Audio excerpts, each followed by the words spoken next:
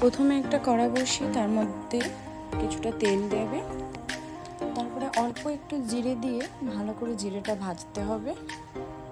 জিরেটা ভাজা হয়ে গেলেই এর মধ্যে দুটো তেজপাতা দিয়ে দেব। দুটো তেজপাতা দেবে। আমি আগেই মিক্সিং জারের মধ্যে কিছুটা পেঁয়াজ বেটে নিয়েছিলাম, সেটা এবার দিয়ে দিলাম।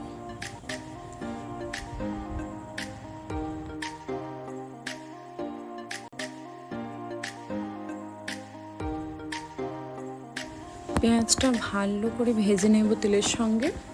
এবার এর মধ্যে কিছুটা আদা রসুন দেব, একদম অল্প পরিমাণে দেবে। দিয়ে আদা রসুনটাও ভালো করে ভেজে নেব। তারপরে নুন, লঙ্কা গুঁড়ো, হলুদ গুঁড়ো, জিরে গুঁড়ো একদম সামান্য করে দেবে।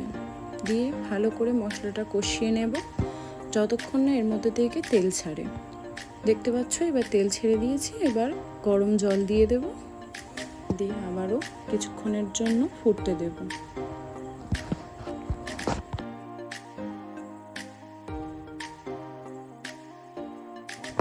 ঠিক এই পর্যায়ে আমি কিছু টমেটো দিয়ে দিচ্ছি আর কিছু চেরা কাঁচা লঙ্কা দিয়ে দেব।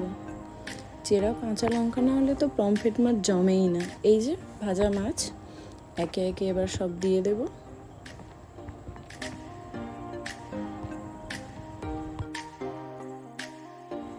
এবার উপর থেকে কিছুটা ধনিয়া পাতা দিয়ে দেব। এবার পমফ্রেট মাছ রেডি।